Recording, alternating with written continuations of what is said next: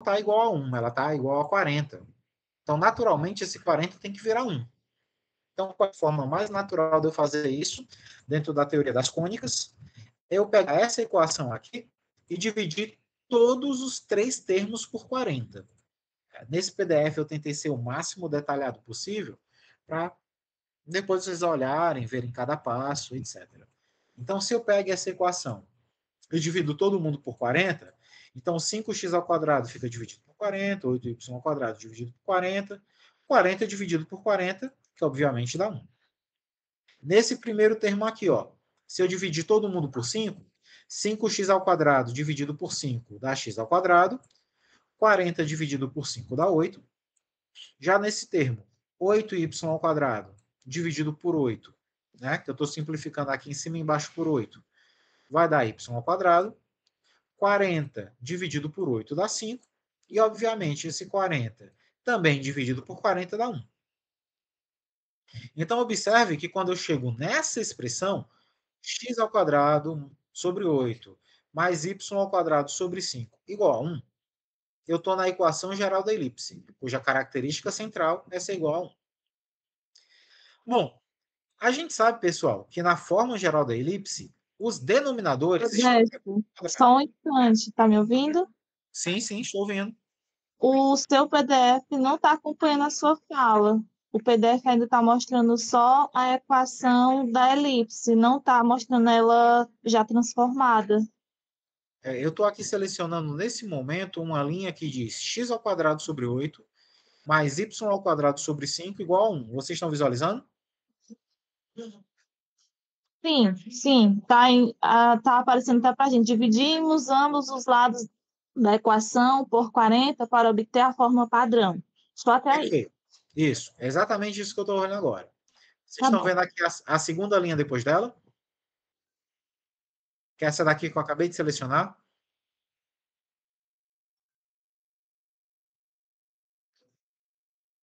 Vocês conseguem visualizá-la? Só que pela metade. Boa noite, professor. Eu não estou conseguindo visualizar. Apenas 5x ao quadrado e 8y ao quadrado. O restante não estou conseguindo visualizar.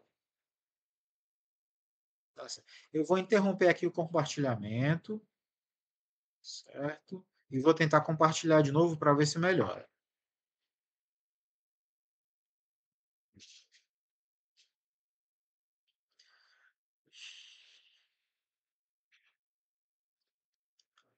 Estou compartilhando minha tela agora. Vocês devem estar vendo espelho infinito, né? Que é a tela de vocês inúmeras vezes. Agora eu vou abrir aqui a tela. Vocês conseguem agora visualizar melhor. Agora sim. Ah, agora sim, viu? Tá certo. Acho que agora está certo. Então vocês conseguem ler essa linha que eu acabei de destacar para ver se ela está em tempo real? Sim. Ótimo. Então vejam bem, pessoal. Eu peguei aquela equação inicial do começo do problema, 5x ao quadrado mais 8y ao quadrado igual a 40, e dividi ambos os lados por 40. Por que 40? Porque a forma geral da elipse ela é igual a 1. E aqui ela está igual a 40.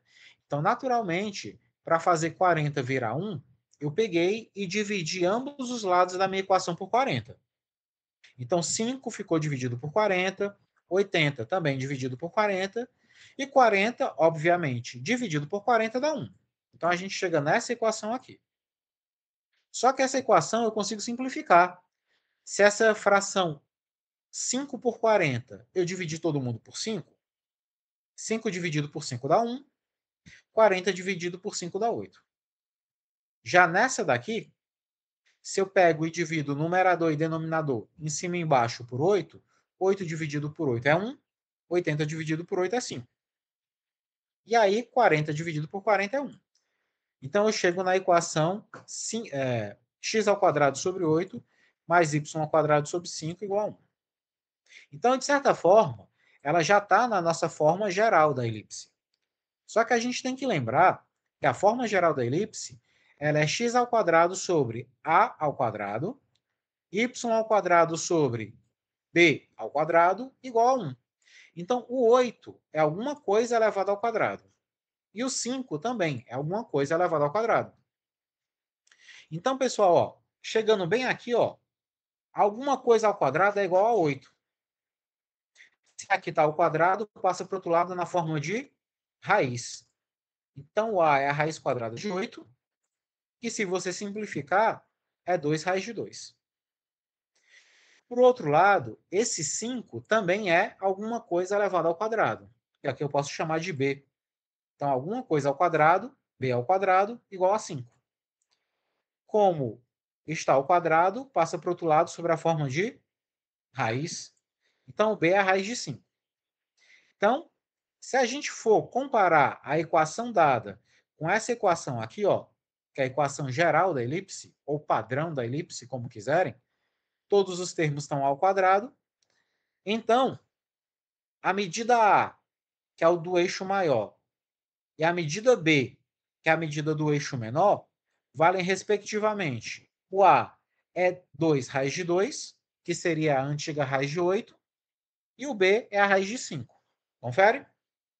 Aldécio, por que tu chama a primeira medida de maior e a segunda medida de menor? Porque se a gente olha para a equação, o x está sobre 8, o y está sobre 5. Obviamente, 8 é maior do que 5. Portanto, o eixo que está no eixo do x é maior do que a medida que está no eixo do y. Portanto, no eixo do x eu tenho a medida maior, no eixo do y eu tenho a medida menor. E isso é regra, viu? Independente de ser cônica ou de ser quádrica, de ter 2 ou 3 dimensões, de ter 3 letras, x e y, perdão, 2 letras, x e y, ou ter 3 letras, x, y, z, a maior medida é sempre aquela que estiver sobre o maior denominador. Então, se o maior denominador, no meu caso, é 8, então a maior medida está no eixo do x. Se a menor medida está no eixo do y, então a menor medida cabe ao eixo do y, ok? Tranquilo, gente? Então, aqui, como eu tinha falado, onde eu tenho o semi-eixo maior, vai ficar no eixo do x. Lembre, pessoal, lá da nossa primeira aula, inclusive do nosso encontro presencial, que os pontos que estão no eixo do x, a coordenada y deles é sempre 0. Então, observe aqui que os vértices que estão ao longo do eixo do x, eles têm a primeira medida não nula e a segunda medida sempre igual a 0. Tudo que estiver sobre o eixo do x tem medida y igual a 0. Então, ó, como o meu A está no x, e eu calculei o A e deu 2 raiz de 2, então, no meu eixo do x, ficará a medida de tamanho A, que vale, pelas nossas contas, 2 raiz de 2. E, Odécio, por que ela é mais ou menos? Vocês lembram o tamanho da elipse? O formato da elipse? Que ela é como se fosse um círculo achatado? Então, ela tanto tem uma parte da sua projeção no eixo positivo, como ela tem uma parte da sua projeção no eixo negativo. Então, se você... É porque aqui na hora de fazer o PDF em LaTeX, eu confesso com vocês que eu não tive a menor paciência de fazer os desenhos. Mas, quando você imagina a elipse, aquela forma achatada, eu tenho 2 raiz de 2 à minha direita e 2 raiz de 2 à minha esquerda. Obviamente, à minha direita, o valor positivo e à minha esquerda, valor negativo. Já ao longo do eixo do y, que é o b, que é o menor dentre os dois, a minha medida foi raiz de 5. Tudo que está no eixo do x, pessoal, o valor de y é necessariamente 0. Vocês lembram disso? Tudo que está no eixo vertical tem medida x igual a 0. E como a elipse ela tanto tem projeção na parte superior como na parte inferior, então os vértices ao longo do eixo do y têm coordenada 0 no eixo do x, e no eixo do y vai ter raiz de 5 subindo, raiz de 5 descendo. Ok? Então, os vértices ao longo do eixo do y vão ser 0 e raiz de 5 positiva, 0 e menos raiz de 5 negativo. Gente, até aqui, antes da gente começar nas outras contas, alguma dúvida? Eu estou tentando usar a mesma linguagem que o material de vocês estava utilizando. Alguma dúvida? Por mim, não. Lembrando que eu estou olhando o PDF, então, infelizmente, eu não consigo olhar o chat. Se alguém aí tiver alguma interação no chat, queira ler, ou se está tudo tranquilo, todo mundo está acompanhando. Tentei fazer com o máximo de detalhamento possível, mas de forma que não fosse muito cansativo. Bom, achei o A, achei o B. Só que lá, tanto na elipse como na hipérbole, a gente tem um terceiro camarada, que é o C. Né? E é aí que a gente começa a se perguntar sobre as coisas. Né? Então, os focos, eles estão localizados, por definição, a uma distância C do centro. E para isso, a gente tem uma certa fórmula, correto? Que tem lá no material de vocês e que provém do Teorema de Pitágoras. A medida A é a medida no x, a medida B é a medida no y, e a gente tem a medida C, né? Que é justamente a distância do centro, né, ao longo do eixo maior. Então, a gente tem essa equação aqui, caso vocês não lembrem. O Odécio, eu não gosto de usar essa fórmula. Eu gosto de fazer um desenho na elipse e usar o Teorema de Pitágoras. Excelente também. Vocês sabem que eu sou totalmente anti-fórmula. Não tem problema nenhum. Então, a gente sabe que, via de regra, pelo material de vocês, c quadrado é igual a b quadrado, a quadrado menos b quadrado. Quem é a quadrado? Pela lâmina anterior, a quadrado é 8. Quem é b quadrado? Pela lâmina anterior, b quadrado é 5. Então, a quadrado é 8, b quadrado é 5, portanto, c quadrado vai ser para a gente 8 menos 5, que é 3. E como c está ao quadrado, passa para o outro lado sobre a forma de raiz. Então, c é a raiz de 3. Ok? Lembrando que o c é a medida que corresponde à localização dos focos. Então, vamos tentar lembrar. Quem é A? É a localização dos pontos sobre o eixo do x. Quem é B? É a localização dos pontos sobre o eixo do y. E com o que significa a medida C? É a localização dos focos da minha elipse. No nosso caso, como a nossa elipse ela está horizontal, ela está mais deitada sobre o eixo do x, então os focos ao longo do eixo do x vão ter coordenadas onde o y é sempre igual a 0. Então, se o meu C vale raiz de 3, os meus focos ao longo do eixo do y, pessoal, serão raiz de 3 para a direita, raiz de 3 para a esquerda. Tudo isso na horizontal. Então, é raiz de 3, 0, apontando para frente, menos raiz de 3 e 0, apontando para trás. Ok? Lembre que o nosso enunciado pedia focos, vértices e excentricidade. Os vértices no eixo do x, que são os valores de A, já encontramos. Os vértices no eixo do y, que são os valores de B, já encontramos. Os focos, que são universais, também já encontramos. O que nos falta, então, é essa característica chamada de excentricidade, que, por um lado, ela tem uma fórmula, é C dividido por A. A excentricidade, que é representada pela letra E, é C sobre A. O C, a gente fez a medida, né? O C vale raiz de 3. O A gente também sabe a medida. Se a gente lembrar aqui, ó, o A tem comprimento 2 raiz de 2.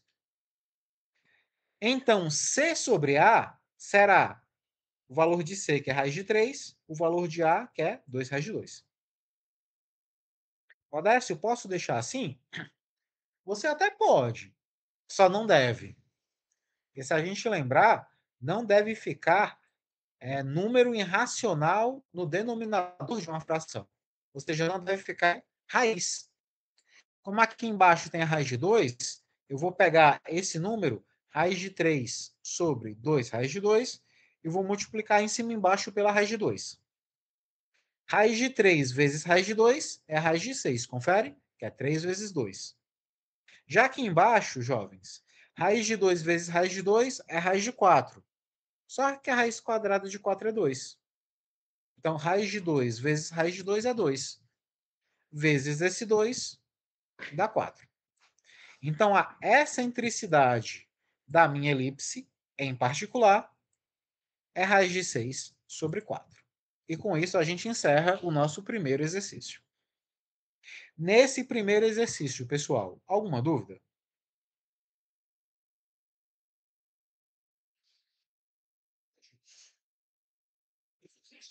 Professor, uma pergunta. Pois não. No caso, o foco, ele vai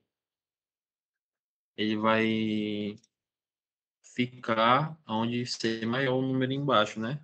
Perfeito. Do A e do B. Do A ou do B, né? Perfeitamente. O foco, ele sempre se encontra alinhado com os vértices maiores. Então, como no nosso problema, o A era maior do que o B, e o A estava no eixo do X, então o foco também ficará no eixo do X. Aí, no caso, se fosse no Y, então ia ser zerado o X, né? Perfeito. Nesse caso, se o maior denominador fosse o denominador do Y, e o Y corresponde ao eixo vertical, que é o que está em pé, então o foco teria 0 no eixo do X e o valor de C no eixo do Y. Então, em lugar de ser na esquerda e na direita, seria em cima e embaixo. Em cima no seu valor positivo, embaixo no seu valor negativo. Certo. Obrigado, professor. Por nada. Tranquilo, gente? Mais alguma dúvida? Se tiver alguma dúvida no chat, alguém quiser e puder falar.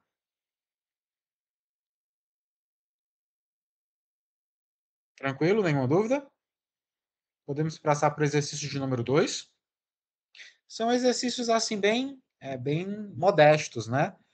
Como nos nossos encontros virtuais, a gente não tem como fazer aquele momento dos exercícios mais difíceis, mais profundos, de vestibular, concurso e afins. De fato, pela nossa baixa carga horária, a gente tem que ser, dentro do possível, mais direto. Se bem que dificilmente eu consigo. Segundo exercício. Qual é a área do triângulo F1, F2B em que F1 e F2 são os focos e B1 é o vértice da elipse de equação, né, x² sobre 36 mais y² sobre 16 igual a 1. Extremamente semelhante ao que a gente fez antes, né, pessoal? Se a gente olhar para cá, a elipse sempre tem x² sobre alguma coisa ao quadrado, y² sobre alguma coisa ao quadrado, igual a 1. Observe que o enunciado é tão generoso que já deixa igual a 1. Então, aqui embaixo, a gente já sabe que é a ao quadrado e b ao quadrado. E aí, observe novamente que dentre 36 e 16, o maior é 36. Então, ele é o A. Portanto, o b ao quadrado será 16. Então, novamente, a nossa elipse ela está deitada no eixo do x, porque ela sempre estará deitada sobre o eixo que tiver maior denominador. Como o maior denominador é 36, e ele está sobre o eixo do x, então a minha elipse se encontra deitada no eixo do x. Então, olha só, lembre que esses denominadores não são o a e o b. Os denominadores são a² e b². Portanto, o a² vai ser 36. E, lógico, se está ao quadrado, passa para o outro lado na forma de raiz. E a raiz quadrada de 36 é 6. Já no outro, b² é igual a 16. Se o b está ao quadrado, passa para o outro lado na forma de raiz. E a raiz de 16 é 4. Então, no eixo maior, que a gente já viu que é o eixo do x, os vértices vão ser menos 6 e 0, 6 e 0, ok? À direita, 6 positivo, à esquerda, 6 negativo. E os vértices que ficam ao longo do eixo menor vai ser 4 para cima, menos 4 para baixo. E aí, nesse caso, ó, observem, eu vou escolher o meu vértice B como sendo 0 e 4. E aqueles F1 e F2 vão ser o F1 menos 6 e 0 e o F2 vai ser mais 6 e 0. Aí nessa hora a gente pergunta, ó, Décio, e se eu trocar o F1 pelo F2? Colocar o F1 positivo e o F2 negativo. A gente não tem diferença nenhuma, porque eles vão formar a base do meu triângulo. E a base do meu triângulo é a mesma, seja eu olhando da esquerda para a direita ou da direita para a esquerda. A base do triângulo é a mesma. E por que eu vou utilizar o vértice apenas para o valor positivo, se o 4 tanto pode ser positivo ou negativo?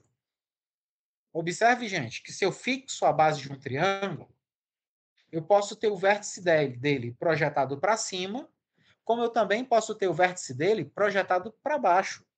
São triângulos distintos, claro. Um tem vértice para cima, outro tem vértice para baixo. Entretanto, o que a nossa questão pede é a área.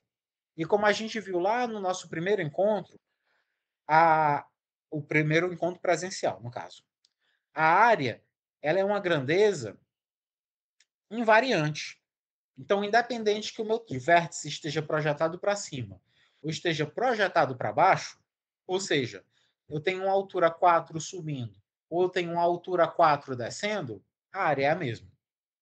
Então, sem perda de generalidade, sem medo de estar errado, eu posso escolher o meu vértice sendo 0 e 4, ou seja, puxando para cima. Se eu fizer 0 e menos 4, eu vou puxar ele para baixo, mas o resultado é o mesmo. Tudo bem? Observação importante, né? A área é sempre um invariante nesse sentido. Lógico, a gente já encontrou os vértices, né? O A e o B, falta encontrar naturalmente o C. Então, os focos da nossa elipse, como a gente viu na questão anterior, focos dizem respeito ao valor de C e podem ser encontrados através dessa expressão. C quadrado igual a quadrado menos B quadrado. O A, nós já sabemos que é 6. O B, nós já sabemos que é 4. Portanto, substituindo o A e o B nessa expressão, a gente fica com A quadrado, 6 quadrado, né? Que é 36. B quadrado, que seria 4 ao quadrado, que é 16. E aí, fazendo as nossas contas, 36 menos 16 são 20. Então, C ao quadrado é 20. Como C está ao quadrado, passa para o outro lado na forma de raiz. Então, C seria raiz quadrada de 20. E raiz quadrada de 20 é 2 raiz de 5, correto? Porque 20 é 4 vezes 5. A raiz de 4 é 2. 5 não tem raiz exata, então repete. Então, raiz de 20 equivale a 2 raiz de 5. De novo, onde é que estão os nossos focos? Os focos da elipse sempre estão no eixo onde a elipse se encontra deitada. Se ela está deitada no X, os focos estarão no eixo do X. E, novamente, se um ponto está no eixo do X, o seu Y sempre será igual a 0. Então, os nossos focos vão ser 2 raiz de 5 para a minha direita e 2 raiz de 5 para a minha esquerda. Então, aqui eu posso dizer que o foco 1 é a minha esquerda e o foco 2 está à minha direita. Foco 1 negativo, foco 2 positivo. Odécio, troquei. Sem problema. Não esqueçam que a área é sempre um invariante. Né? Tanto faz direita e esquerda como esquerda e direita. Tanto faz de cima para baixo como de baixo para cima. A área é sempre invariante, ok? Diferentemente de vetor, a área é sempre invariante. Bom, e como a questão pede para que a gente calcule a área do triângulo, eu nunca usei essa fórmula aqui com vocês, aí enquanto eu estava preparando a aula, eu lembrei. Mas essa fórmula eu não usei. Não gosto, mas como em cada aula da gente eu sempre procuro apresentar para vocês algo que a gente ainda não tenha visto, eu me dei ao trabalho de fazer essa fórmula. Odécio, eu não gosto de calcular a área assim. Eu gosto de calcular a área base vezes altura dividido por 2. Ótimo, o resultado é o mesmo. Odécio, tu ensinou para a gente que se tem 3 pontos é para fazer área usando determinante, né? Repete as 2 colunas, que é a regra de Sarri. Ou faz aquela brincadeira de joga 2 para cima, joga 2 para baixo, que é a regra de Tiosso. Ótimo. Eu só estou apresentando aqui uma ferramenta diferente para vocês, né? Se vocês forem estudar, procurar vídeos, ou até mesmo consultar o material, existe uma fórmula para calcular área de triângulo a partir das coordenadas, usando essa expressão. S, que é a área, né? Área em inglês é surface, né? Que é superfície, portanto a letra S, é 1/2 do módulo. Por que módulo? Porque a área é sempre uma medida positiva. E aí você usa essa expressão aqui, ó. x1 que multiplica y2 menos y3, mais x2 que multiplica y3 menos y1, mais x3 que multiplica y1 menos y2. Odécio, quem é o x1, o y1, o x2, y2, o x3 e y3? Quem é que eu devo escolher para ser o índice 1, o índice 2 e o índice 3? Tanto faz. Odécio, eu quero escolher x1 como sendo F1, x2 como sendo F2, o x3 como sendo o vértice. Posso? Pode. Odécio, quero fazer em ordem diferente. Posso? Pode. Qualquer escolha que você fizer, dá certo. Por isso que eu, depois de pensar um pouco, achei essa fórmula interessante para mostrar para vocês. Porque ela mostra que, de fato, a área é um invariante posicional. Se você mudar todos os sinais aqui de dentro, o resultado ainda é igual. Então, é uma forma de demonstrar que, de fato, independente da posição dos pontos que você tenha, a área dá sempre o mesmo valor. Inclusive, quem depois quiser brincar sobre isso aí, quem gosta de demonstrar as coisas aí, pode fazer essa conta, independente dos valores, e chegar ao mesmo resultado. Aí você mostra que, independente de qualquer coisa, a área é um invariante. Independente de ser ABC, BCA, CAB ou qualquer outra combinação entre as 6 possíveis, o resultado é sempre o mesmo. Ok? Então, aqui, ó, substituindo o F1 menos 2 raiz de 5, 0. Ou seja, traduzindo, esse é o x1, esse é o y1. Esse é o x2, esse é o y2. Esse é o x3, esse é o y3. Se você pegar e fizer essa substituição nessa expressão, o resultado é o mesmo, ok? E se vocês fizerem todas as continhas, vocês vão encontrar que o resultado é 8 raiz de 5. Eu fiz ela aqui passo a passo, para quando vocês estiverem estudando, mas eu confio plenamente na aritmética de vocês. E aí, fazendo as contas, o resultado é esse. Portanto, tranquilo, gente? Além dessa continha que eu quero que vocês façam, para não confiarem em mim, o resto, ok? Alguma dúvida sobre essa questão?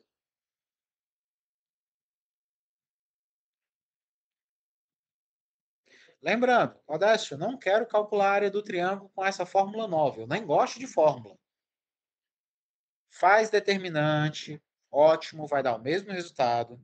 Faz base vezes altura dividido por 2. Dá certo. Odécio, eu quero provar que esse triângulo é retângulo e quero fazer cateto vezes cateto dividido por 2. Ótimo, vai dar certo.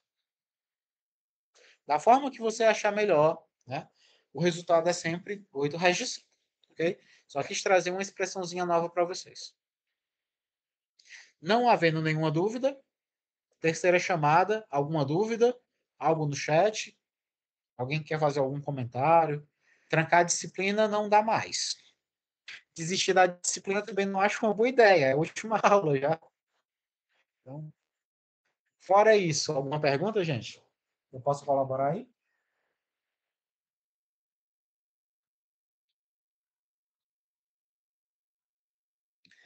Terceiro problema. Vamos falar agora sobre hipérbole. Então, terceiro problema nos dizia: a equação de uma hipérbole é 9x² menos 16y² igual a 144. A partir dela se pede sua equação reduzida, também conhecida como equação geral, a medida do seu eixo real, a medida do seu eixo imaginário e a equação das suas assíntotas.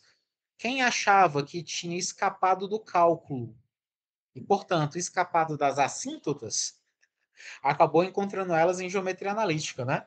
Até porque a assíntota, ela é uma ideia da geometria, né? Ela não é uma ideia do cálculo. Não sei se vocês recordam, mas a gente chama de assíntota uma reta que chega suficientemente próximo de alguma coisa.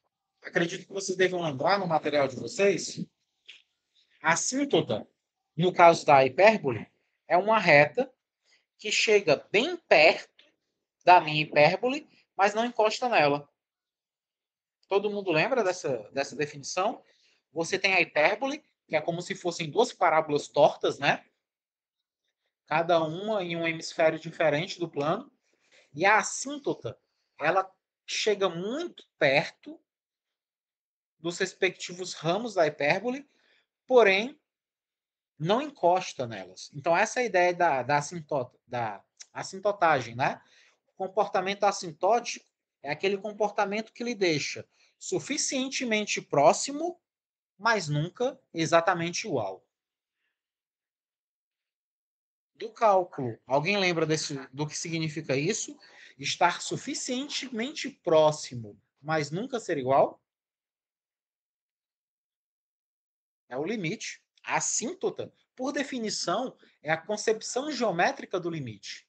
Então, quando você tem uma curva no plano, seja ela elipse, parábola, hipérbole, qualquer coisa do tipo, e você tem uma reta que é muito perto dela, mas não toca nela, isso é uma assíntota, né? Que, como vocês viram, é o limite, né? São as retas na qual o limite não existe, correto? Né? Nesse caso, ela chega suficientemente ao próximo, em lugar de encostar, ela dispara para o infinito. Por isso que você disse que o limite não existe. Bom, fundamental. O cálculo é uma das coisas mais lindas que tem. Então, estudem. É fundamental. Então, dada essa equação, observe que ela não é a nossa melhor amiga, porque a equação da hipérbole, assim como a equação da elipse, ela deveria ser igual a 1. E ela não é 1. Ela é 144.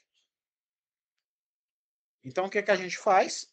Para encontrar a equação reduzida ou equação geral da minha hipérbole, eu vou pegar essa minha equação e vou dividir todo mundo por 144.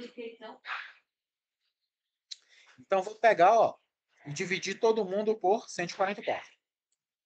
Então, vou pegar 9 e dividir por 144, pegar 16 e dividir por 144 e, obviamente, pegar o próprio 144 e dividir por 144. Lógico que 144 dividido por 144 é 1. Então, todos os termos ficam divididos por 144. Só que 9 e 144, eu posso dividir todo mundo por 9. 9 dividido por 9 é 1.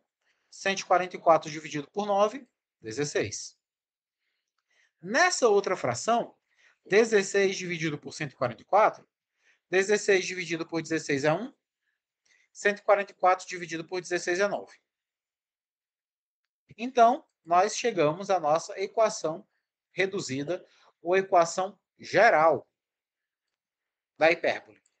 X² dividido por 16 menos y² dividido por 9 igual a 1. Não me pergunta de jeito nenhum por que o material de vocês coloca isso. Já que na elipse ele não coloca e na hipérbole coloca. Como eu planejei a aula de vocês pensando no material, eu me obriguei a colocar isso daqui. Ok, 16 é 4², né? E 9 é 3². Mas não precisa, viu? A equação reduzida da hipérbole é essa daqui, ó. Essa parte aqui de baixo é só porque o material de vocês faz. E quem sou eu para dizer que o material de vocês não é bom? Na minha avaliação já reclamaram porque eu reclamo, então eu estou ficando calado agora. Então, essa daqui é a resposta do nosso item E. Tranquilo? Dúvidas no item A, pessoal? Dúvidas? No caso do material, ele já transformou o A em 4, aí depois só elevou de novo. Perfeito, exatamente. Ele só fez uma conta que depois ele faz de novo. Então, assim, para mim não precisa fazer 2 vezes. Mas se ele acha bonitinho, quem sou eu, né? Minha mãe diz que eu sou bonito e eu não sou. Cada um com as suas psicopatias, né? Com certeza. Bom, então isso daqui é o que nós chamamos de equação geral, ou equação reduzida, ou equação... Tem outro nome que o material de vocês dá para essa equação. Enfim, a literatura clássica chama apenas de equação geral. Bom, medida do eixo real. Pessoal, o eixo real sempre é o eixo maior. Entre 16 e 9, o maior é 16. Então, o eixo real encontra-se sobre o eixo do x. Bom, se a gente pensar na equação geral, x² sobre a² menos y² sobre b² igual a 1, o x² se encontra junto com o a². No nosso caso, o x² se encontra com o 16. Portanto, o a² é igual a 16. Logo, se tal quadrado passa para o outro lado na forma de raiz, o a é 4. Qual é a medida do eixo real? Pessoal, isso daqui é importante porque é a pergunta do problema, né? A medida do eixo, ele tem uma medida para a direita, que é positiva, e tem uma medida para a esquerda, que é negativa. Só que a medida completa, a medida global do eixo, leva em consideração todo o deslocamento do eixo. Então, se você anda 8 unidades para a direita, que é positivo, e 8 unidades para a esquerda, que é negativo. Perdão. Se você anda 4 unidades para a direita, que é positivo, e 4 unidades para a esquerda, que é negativo, você conta 4 para ir, conta para 4 para voltar, portanto, a medida total é 8. Então, a medida do eixo real, o material de vocês dá uma fórmula, mas eu acho desnecessário. Eu vou escolher um bom material de vocês, porque eu já fui avaliado negativamente. Menor do que a nota que eu ganhei, eu não ganho mais. Então, eu vou falar mal do material. Sim. Então, nem precisa dessa forma. A medida do eixo real é 2A. Basta que você pense, se é tanto para ir, tanto para voltar, quanto é o todo? É um mais o outro. Então, se eu tenho 4 para ir, tenho 4 para voltar, o meu total é 8. Correto? O mesmo se aplica ao eixo imaginário. Bom, no eixo imaginário, o eixo imaginário é sempre a medida menor. Entre 16 e 9, o menor é o 9, né? Portanto, b² é 9. E como b está ao quadrado, passa para o outro lado sobre a forma de raiz. Raiz de 9 é 3. Portanto, se b... Então, se o b é... b² é 9, o b é 3. E aquela história, né? Se b é 3, significa que eu estou me deslocando 3 para ir e 3 para voltar. Se eu estou indo 3, estou voltando 3, a medida total é 6, que é 2 vezes 3, correto? Então, não precisa de fórmula. Não precisa disso. Basta que você pense que a medida de cada eixo é uma certa quantidade para ir e a mesma quantidade para voltar. Portanto, a medida do eixo imaginário é 6. 3 para ir, 3 para voltar. E, por fim, como é que eu faço para determinar, pessoal, as assíntotas, né? As retas assíntotas da hipérbole? Nesse caso, eu vou me contradizer e eu confesso para vocês que eu adoro essa fórmula. Não sei se alguém chegou a ler outro material, além do de vocês, falando sobre como encontrar as assíntotas de uma hipérbole, sem ser pela forma. Não sei se alguém chegou a aprofundar os estudos e viu outra forma de fazer isso. Com exceção de derivada, todas as outras formas eu acho chata. Então, no geral, se eu quero identificar a assíntota de uma hipérbole, e se você for bom de memória, o melhor é usar essa forma. Y é igual a mais ou menos B sobre AX. B você já calculou, A você já calculou, então é tranquilo. O nosso B é 3. O nosso A, calculado anteriormente, foi 4. Então, substituindo o A por 4 e o B por 3, como nos nossos passos anteriores, o Y é B sobre A, ou seja, é 3 sobre 4. E aí, como eu tenho mais ou menos, você tem duas assíntotas possíveis. A assíntota positiva, 3 quartos de x, e a assíntota negativa, menos 3 quartos de x. E aí, com isso, a gente encerra o nosso item D e, portanto, a nossa terceira questão. Dúvida, gente, sobre elas? Sobre os 4 itens que a gente enfrentou agora?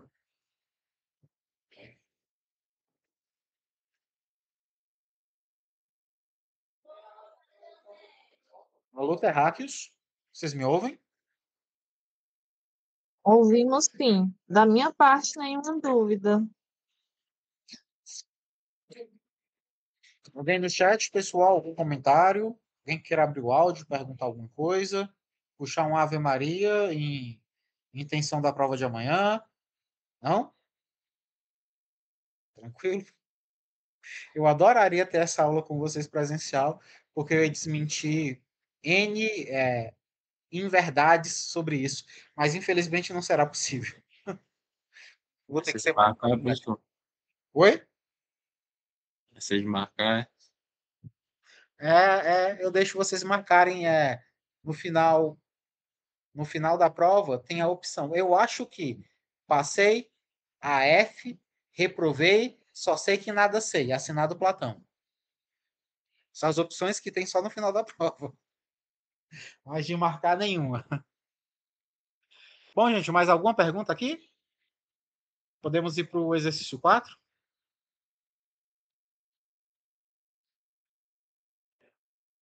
Bom, o exercício 4, ele já não fala mais de cônicas, né? Ele vai começar a tratar sobre geometria analítica vetorial. E, salvo engano, é o conteúdo da aula 6 e 7. Bom, então, imagine que você tenha, pelo enunciado, 3 vetores. O vetor U, o vetor V e o vetor W. Então, imagine U, V e W vetores. Obviamente, você está aqui no espaço tridimensional, correto? Porque cada vetor tem 3 coordenadas. Coordenada X, que é a abscissas, coordenada Y, que são as ordenadas, e coordenada Z. Alguém lembra, pessoal, como é que é o nome da coordenada Z?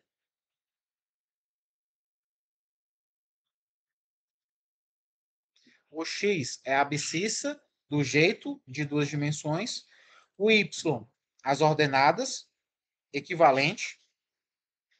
E aí veio a terceira coordenada, que é a coordenada Z, que também tem nome. Ela é o eixo do quê?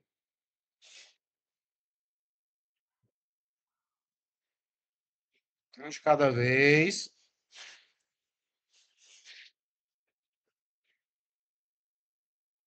É o que a gente chama de eixo das cotas. Abscissas, ordenadas, e cotas. Ok? Não faz diferença não. Então, se eu tenho 3 vetores, como é que eu faço para calcular o ângulo entre eles? Essa fórmula não é necessária, mas eu acho ela muito útil.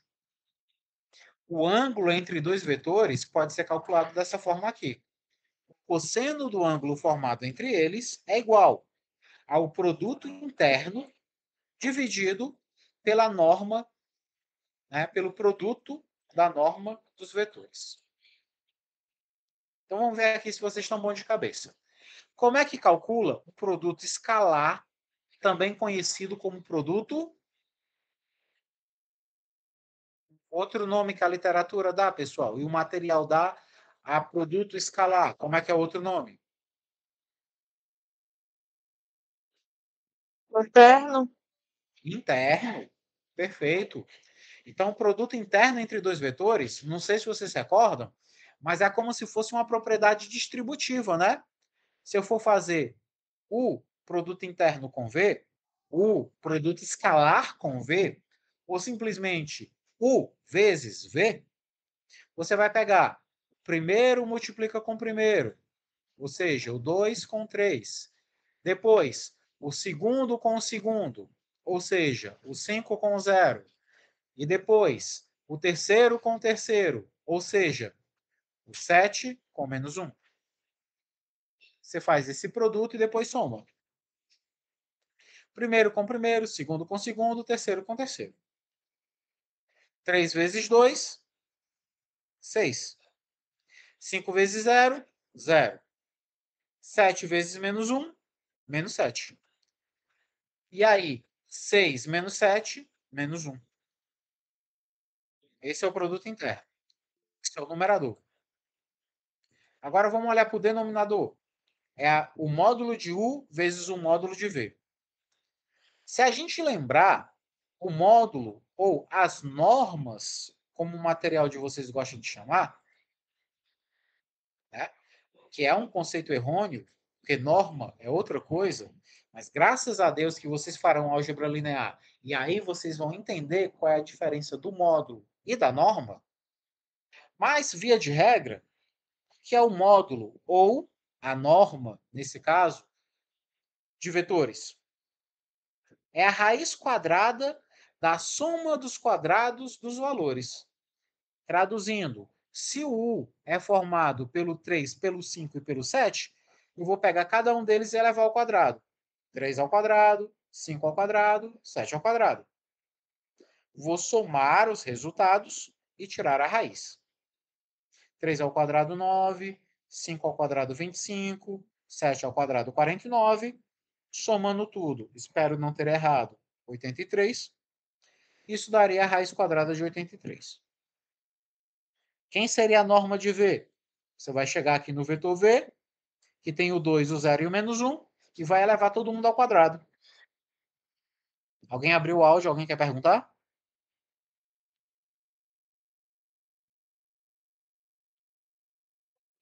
Então vamos lá. 2 ao quadrado, 0 ao quadrado, menos 1 ao quadrado. 2 ao quadrado é 4, 0 ao quadrado é 0, menos 1 ao quadrado é 1, 4 e 1 é 5. Então isso dá raiz de 5. Como eu já tenho tudo que eu preciso, é só substituir na fórmula. Então, o cosseno do ângulo é U vezes V. O vezes V a gente encontrou aqui é menos 1. Dividido por UV. Pelo que a gente viu, U é a raiz de 83. V é a raiz de 5. Então, ficou raiz de 83 vezes raiz de 5. E aí, multiplicando, né, pessoal? 83 vezes 5, 410. Então, o cosseno do ângulo que tu procuras é menos 1 sobre raiz de 415. E como a gente já aprendeu lá em matemática básica 1, se o cosseno está desse lado e eu quero passar o cosseno para o outro lado, ele passa como sendo a sua função inversa, né? Passa como sendo o arco cosseno, que aqui eu escrevi carinhosamente cosseno elevado a menos 1.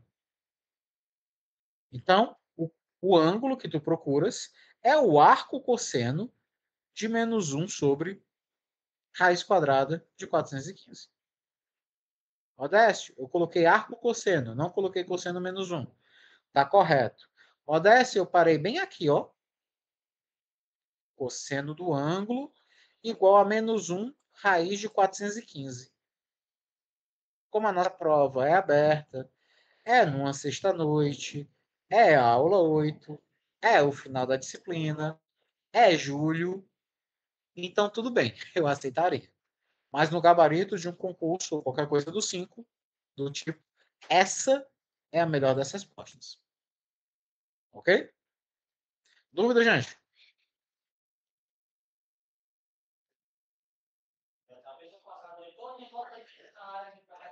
Dúvida?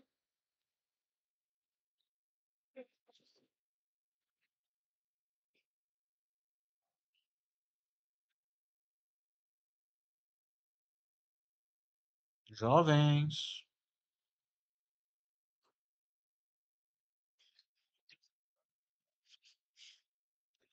Item B. Como é que eu calculo a área de um triângulo utilizando vetores, pessoal? Bom, deixa eu diminuir aqui o zoom. Pronto. Como é que eu calculo a área de um triângulo? Se vocês lembrarem da fórmula lá do material, a área é 1/2 de V vezes W. E esse x aqui, pessoal, ela é uma operação específica de vetores, chamado de produto vetorial, correto? O produto vetorial entre dois vetores, a gente pode calcular de diversas formas. Qual é a forma que tradicionalmente o material de vocês traz? Utilizando determinantes, correto? A primeira linha é sempre formada por IJK, que é o que o material de vocês chama de vetores canônicos, vetores direcionais, base canônica e afins. IJK são os vetores que dão direção aos eixos. Na segunda linha, você coloca as coordenadas do vetor V, que pelo enunciado são 2, 0 e menos 1. E na terceira linha você coloca as coordenadas do vetor W, que são 0, 1 e 3. E aí, gente, aí vocês, feito isso, vocês vão calcular o produto vetorial.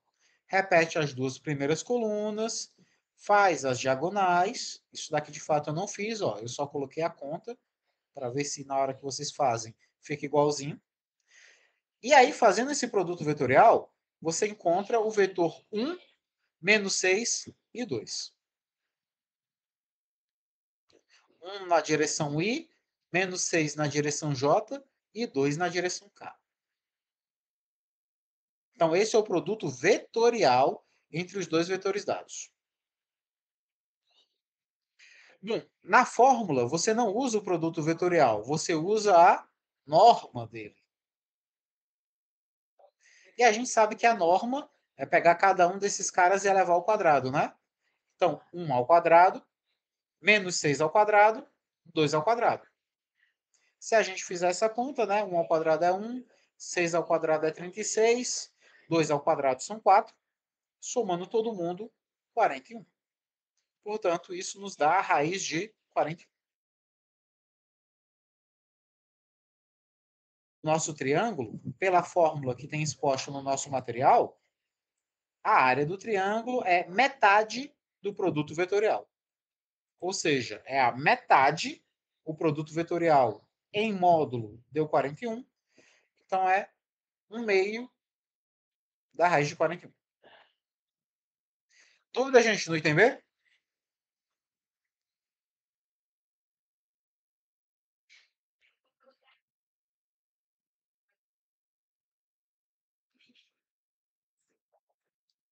Tranquilo, gente? Posso passar? Pode continuar. E, por fim, como é que se calcula o volume de um paralelepípedo com base nos vetores, né, que dão cada uma das direções? O material de vocês diz que o volume de um paralelepípedo é obtido a partir do produto misto. Observe que nessa questão a gente trabalhou os 3 produtos possíveis entre vetores. Produto interno, produto vetorial e, por fim, produto misto, que tem essa nomenclatura aqui, né? U vezes VXW.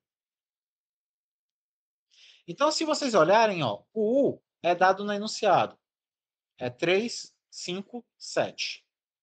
Já V vezes W, você fez no item B. É 1, menos 6 e 2. E aí, para calcular U vezes VW, é só pegar o vetor U, multiplicar pelo resultado de V vezes W. Né? 3 vezes 1, 5 vezes menos 6, 7 vezes 2. Fazendo essa continha, o resultado é menos 13.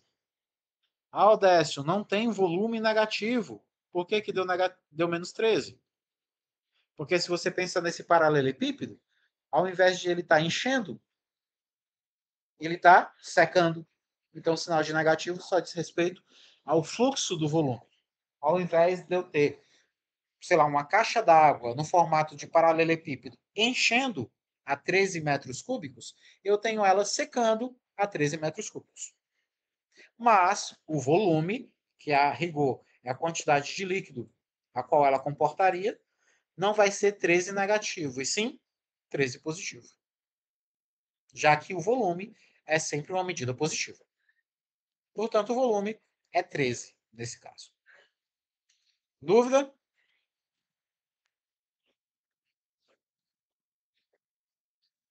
Dúvida, gente? Não, pode continuar. Questão 5. Questão 5 pede: determine as equações paramétricas e simétricas da reta R, né, dada pela interseção entre esses planos. Bom, a gente aprendeu na aula sobre retas, na aula 6, 7, mais ou menos assim, as retas na terceira dimensão, que toda reta ela precisa ter um ponto por onde ela passa e um vetor direção. Né? Vetor direção, vetor diretor, né? várias designações para a mesma coisa. Bom, esses são os nossos planos que foram dados no enunciado. Não sei se vocês se recordam, lá na aula de planos, existe um conceito chamado de vetor diretor, que é o vetor que, imagine um plano, imagine a palma da sua mão. Imagine um vetor saindo da sua mão, puxando para cima, para baixo. Isso é o que nós chamamos de vetor diretor do plano. É o vetor que puxa na dimensão distinta do plano. Tradução. Se o seu plano é a palma da sua mão, o vetor diretor puxa a sua mão para cima ou para baixo. Se a sua mão está deitada, ele puxa a sua mão para a direita e para a esquerda. Então, o vetor diretor é aquele vetor do plano que dá movimento a ele. Então, se a sua mão está plana, para cima e para baixo. Se a sua mão está deitada, para a esquerda e para a direita. E o vetor diretor, ele pode ser observado na equação do plano. O vetor diretor, ele é o vetor que acompanha, né, que os seus coeficientes acompanham as variáveis. Então, se eu penso aqui no plano alfa, o x está multiplicado por 2, o y está multiplicado por 1, por mais que não apareça, o z está multiplicado por menos 1, por mais que não apareça. Então, o vetor normal do plano A, ele é 2, 1 e menos 1. Se eu olho para o outro, que é esse daqui, o x está sendo multiplicado por 1, por mais que não apareça, o y por menos 2 e o z por 3. Então, o vetor normal do plano beta, esse segundo plano, ele é 1, menos 2 e 3. São justamente os coeficientes das variáveis. Esse númerozinho aqui, ó, não entra no vetor diretor. É apenas o correspondente a x, a y e a z. Ok? Nunca esqueçam disso. E, por fim, como é que eu encontro o vetor diretor da reta? Que é a primeira coisa que uma reta precisa ter. A reta precisa ter uma direção. Bom, como vocês viram no material de vocês, o vetor diretor da reta é justamente o produto vetorial entre os vetores diretores do plano. Então, o vetor diretor da reta é o vetor diretor dos planos. Produto vetorial. Sempre começo por IJK. Depois, coloco as coordenadas do primeiro, que é o N-alfa, que está aqui em cima. 2, 1 e menos 1. E depois o N-beta, que é 1, menos 2 e 3. Aí, o velho determinante, né, gente? Repete duas colunas, faz diagonais, e aí faz as continhas. O vetor diretor, se você fizer as contas, é esse camarada. 1, menos 7 e menos 5. Então, esse é o vetor diretor. É esse camarada que dá o sentido da sua reta. Só que toda reta, pelo que o material de vocês propõe, além de um vetor, tem um ponto. Que ponto é esse? Então, agora a gente precisa encontrar um ponto que pertença à interseção dos planos. Odécio, o que é um ponto de interseção? Você tem dois planos. Chega algum momento que eles se cortam. Se eles se cortam, eles têm alguma coisa em comum. O que é que eles têm em comum? Uma reta. Só que a reta tem pontos. Então, você pode pegar e escolher um ponto dentre os infinitos que você pode ter. Aí, o material de vocês faz um sarapatel lá, uma confusão medonha. Eu não gosto muito da forma com a qual ele faz, não. Então, vou fazer do sentido que convencionalmente a gente utiliza. Vamos fazer o seguinte. Você tem essas duas equações. Odécio, apareceu o Z. Nem gosto dele. Eu era tão feliz quando tinha x e y. Ok, vamos ser felizes então. Sem perda de generalidade, substitua o Z por zero. Ou seja, descarte a parcela Z. Fica apenas com x e y.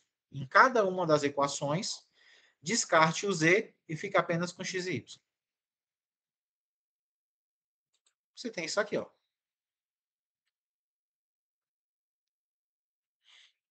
Se você pega e substitui o z por zero, fica 2x mais y mais 3 igual a zero, x menos 2y menos 4 igual a zero. E a gente volta lá para o 8º ano do ensino fundamental. Um sistema de equações. Você tem duas letras, né, duas variáveis, duas incógnitas, tem duas equações. E aí é só resolver. Você resolve, resolvendo isso daqui do jeito que você achar melhor. Vocês fizeram matemática básica 2, né? Então vocês viram que os sistemas lineares podem ser resolvidos de diversas formas. Você resolve pelo jeito que quiser, pela substituição, pela comparação, pelo método da adição, pelo método de Gauss, pelo escalonamento, pela regra de Cramer, usando determinantes, pelo jeito que você achar melhor. Estejam à vontade, não tem preferências.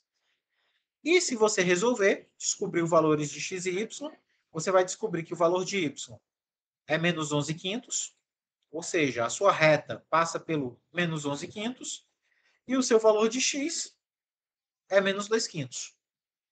Então, esse é o ponto para onde a sua reta vai passar. O z dela vai ser zero, foi uma escolha sua, e, por consequência, o seu y vai ser menos 11/5 e o seu x vai ser menos 2/5. Odécio, não vou fazer z igual a zero. Vai que isso atrai. Faz z igual a 2, z igual a 1, z igual a menos 1. Independente de qualquer coisa, quando você escolhe um valor numérico para z, você vai encontrar valores numéricos para x e y resolvendo as demais equações. E todos esses são pontos por onde a reta vai passar. E com isso, Se eu tenho uma reta e eu tenho um vetor, perdão, se eu tenho um ponto e eu tenho um vetor, eu tenho uma reta. E, portanto, esse nosso exercício fica resolvido. Dúvida, gente, nesse exercício 5?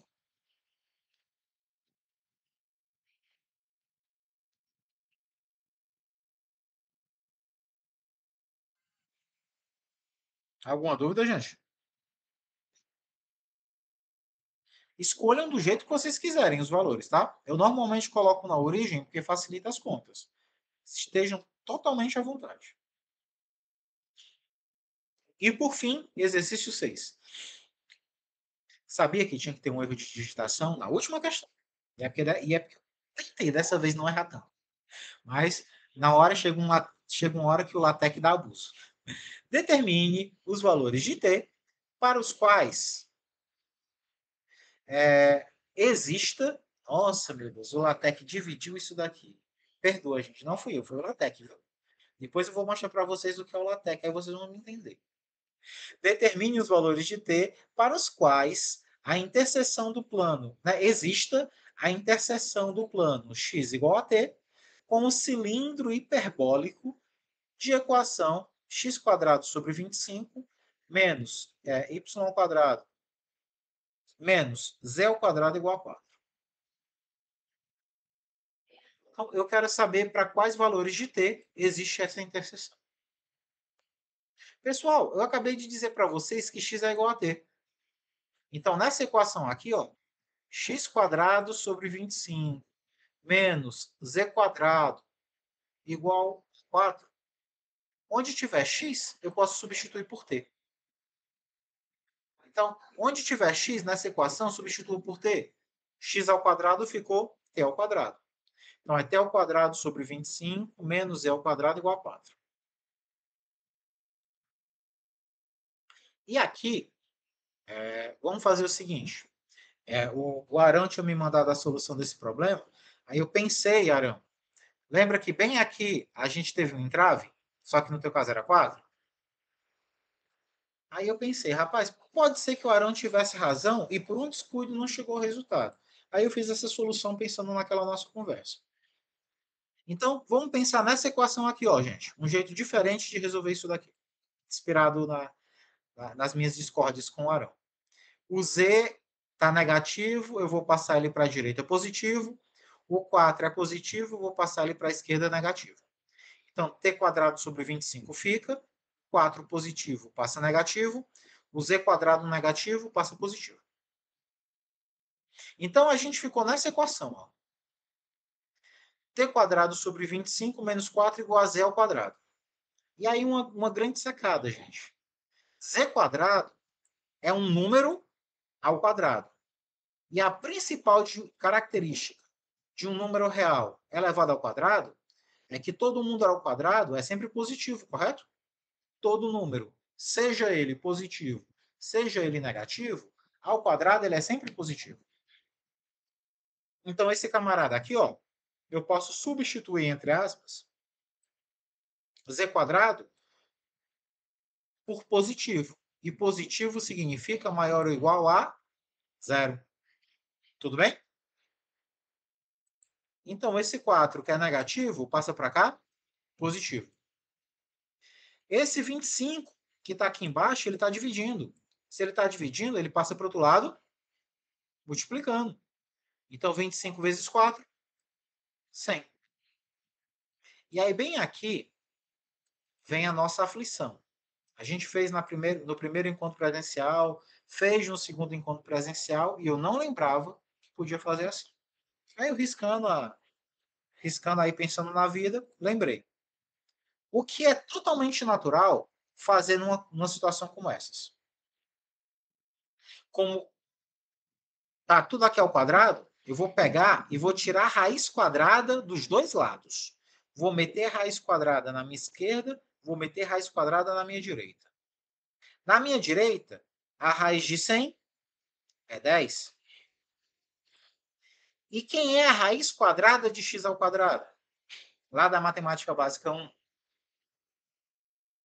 Raiz quadrada de qualquer termo ao quadrado por definição, é o seu módulo. Então, raiz quadrada de t ao quadrado é o módulo de t. Olha só que bacana.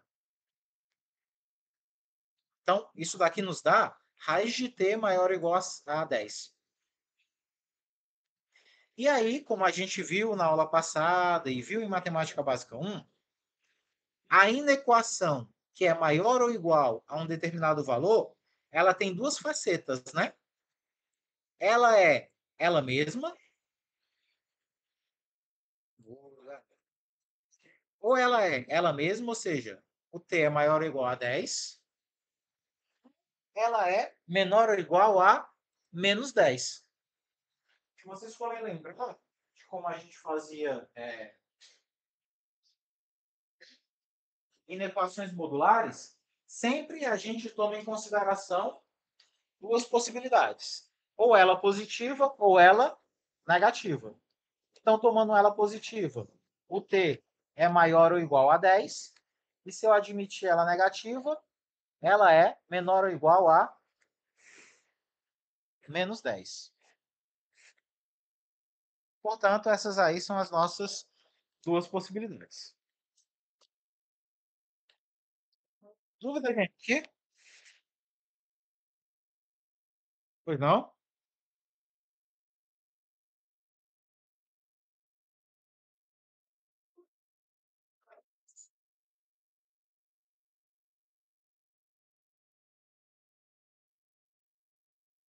Não, não, de forma nenhuma.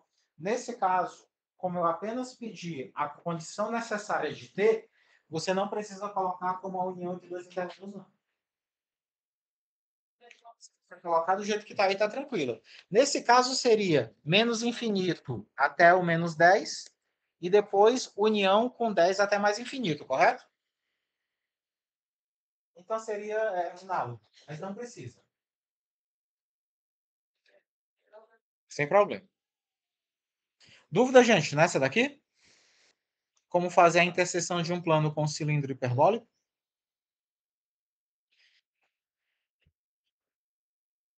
Dúvidas? Bom, vocês viram que são 7 páginas, né? Vou mostrar para vocês o que eu estava brincando hoje à tarde, tentando dar uma aula gráfica de qualidade maior para vocês. Para quem não sabe, pessoal, isso daqui é um ambiente computacional chamado Overleaf, que usa um código-fonte chamado LaTeX. Para vocês terem ideia, ó, para digitar 7 páginas, eu tive que digitar essa quantidade de códigos. Cada código desse daqui, por exemplo, ó, deixa eu pegar um código aqui para vocês. Para digitar uma fração, por exemplo, fração aqui. Pronto. Para digitar uma fração, eu preciso digitar isso daqui, ó. Para ele poder ficar com essa qualidadezinha aqui, ó. Para ele ficar alinhado. É assim que os livros, os livros não, os livros da educação básica não, mas as revistas científicas, os papers e a produção séria em matemática pura é feita. Provavelmente vocês vão ter uma disciplina de laboratório de ensino de matemática e de informática aplicada à matemática que vocês vão aprender a mexer nesse rapazinho aqui. Isso daqui é o xodó da matemática.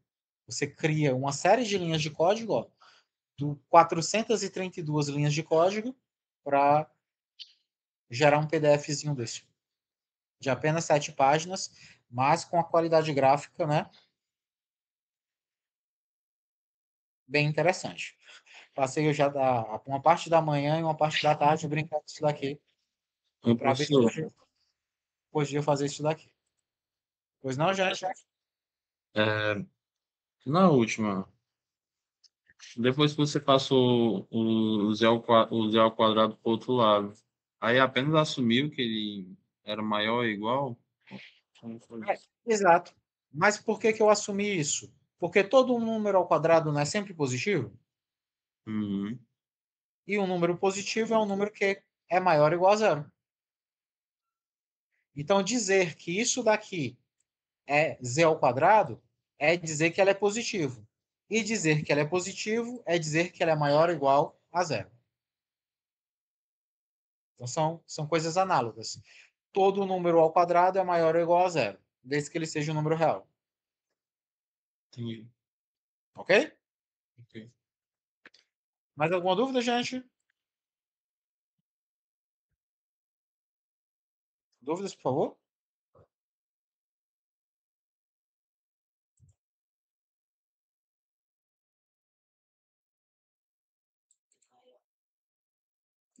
Ok, pessoal. Então, eu vou depois colocar esse material para vocês lá no grupo do WhatsApp de vocês. A prova, ela está tranquila, ela é bem alinhada, bem coerente ao que vocês já viram nas tarefas, nos questionários e na aula de hoje, por consequência. A prova começa de 8, vai até as 10 da manhã, de praxe, como já vinha sendo quando não tinha 8. presencial. Das 18, perdão. Ah, sim. Das 6 até as 10. Obrigado, Alisson. É de 6 às 10. Né? Então, no mais, é isso. Se alguém tiver alguma dúvida, quiser aproveitar esse momento. O professor vai mandar ainda hoje o PDF? Já, já. Ok. Vou aqui para o aniversário de uma parente, mas antes de eu cantar os parabéns, eu mando para vocês. Só não mando o bolo, mas o PDF eu mando. Bom, pessoal, então, se ninguém tem mais nenhuma dúvida, nem nada do tipo, desejo para vocês uma boa prova amanhã. Amanhã mesmo sai o resultado. Né? Deixa eu ver amanhã. Se não sair amanhã mesmo, sai no outro dia de manhã. Não atrasem, por favor, a tarefa dessa semana. Né? Tentem terminar o quanto antes para poder fechar a disciplina e dar o resultado provisório. Tentem não faltar à prova de amanhã, por favor. E no mais, agradeço a todos aí por essas 8 semanas. Fico muito feliz em finalmente ter conhecido vocês presencialmente, ter tido 2/3 dos prováveis encontros com vocês. Foi muito bom. E desejo sucesso aí na jornada, né? Vocês fizeram já 2 de 8, né? Já fizeram 1/4 do curso, faltam 3/4, mas assim, faço votos que seja frutífero, que seja engrandecedor a termos de conhecimento, e no que precisar, independente de eu estar como tutor de vocês ou não, eu me mantenho aí à disposição. Então, aí um abraço a todos, boa noite, bons estudos e até mais.